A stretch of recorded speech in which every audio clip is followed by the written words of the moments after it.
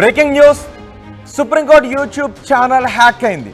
Supreme court YouTube channel hack కావడంతో కీలక నిర్ణయాన్ని తీసుకున్నారు.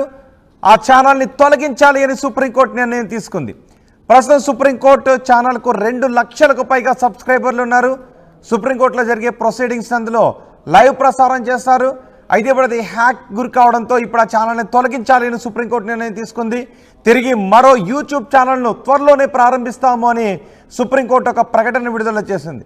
ఉదయం సుప్రీంకోర్టు యూట్యూబ్ను టార్గెట్ చేశారు హ్యాకర్లు. అమెరికాకు చెందిన రిపిల్ అనే సంస్థ వీడియోలు అందులో పోస్ట్ చేశారు హ్యాకర్లు. వెంటనే ఆ ఛానల్ని బ్లాక్ చేశారు, ఆ ఛానల్ని తొలగించారు.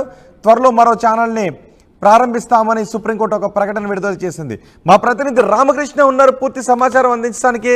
రామకృష్ణ, అసలు ఆ ఛానల్ ఎలా హ్యాక్కి గురైంది? అయితే సుప్రీంకోర్టుకి 2 ఛానల్స్ ఉన్నాయి, 2 యూట్యూబ్ ఛానల్స్ ఉన్నాయి. మరి దేశంలోనే ఆ సర్వోన్నత న్యాయస్థానం మరి కీలకమైన తీర్పులు ఇస్తూ ఉంటారు, లైవ్ కార్యక్రమాలు కూడా దీంట్లో పెడతా ఉంటారు. మరి అలాంటి ఈ ఛానల్ని యూకే నుంచి ఈ ఎవరు హ్యాకర్స్ దాన్ని హ్యాక్ చేయడం జరిగింది. హ్యాక్ చేసిన తర్వాత బిట్ కాయిన్ సంబంధించిన రీఫిల్ సంస్థ వీడియోల్ని దానిలో ప్లే చేశారు. బిట్ కాయిన్ కి సంబంధించినటువంటి ఇన్ఫర్మేషన్ ని అందులో ప్లే చేయడం జరిగింది.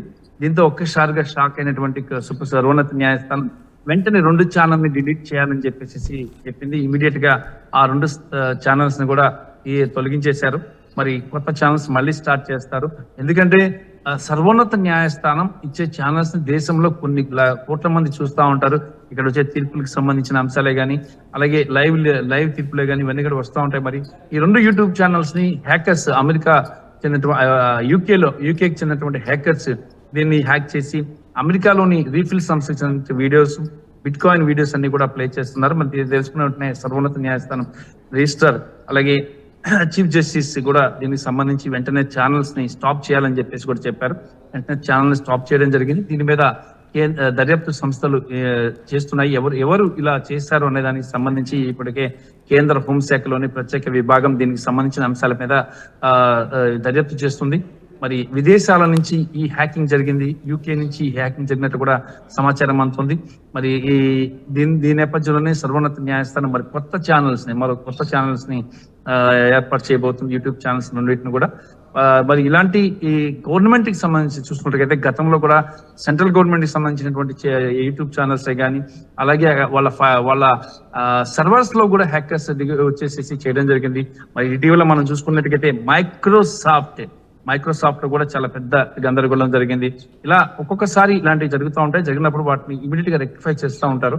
మరి ఇక్కడైతే మాత్రం సుప్రీంకోర్టు ఐటీ టీం ఇమీడియట్ గా రంగంలోకి దిగి తాజా పరిస్థితిని సమీక్షించి వెంటనే ఛానల్ ని బంద్ చేసింది. మరి ఎందుకంటే దేశ ప్రతిష్టకు సంబంధించిన అంశం కాబట్టి దీనికి సంబంధించి ఛానల్ ఇమీడియట్ గా ముందు ఆ ఛానల్ ని స్టాప్ చేశారు.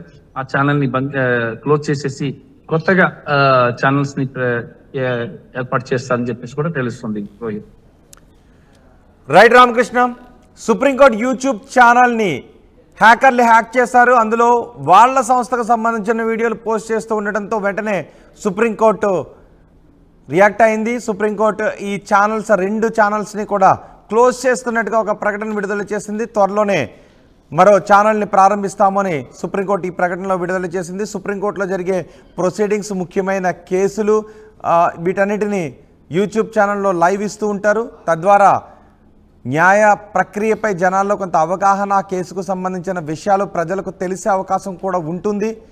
అయితే ఇప్పుడు కొంతమంది ఈ ఛానల్ను హ్యాక్ చేయడంతో సుప్రీంకోర్టు ఆ ఛానల్ను క్లోజ్ చేస్తున్నట్టుగా, మూసేస్తున్నట్టుగా ప్రకటించింది. ఆ ఛానల్ను తొలగించి ఆ ఛానల్ స్థానంలో మరో ఛానల్ను ఓపెన్ చేయాలని సుప్రీంకోర్టు అనుకుంటుంది.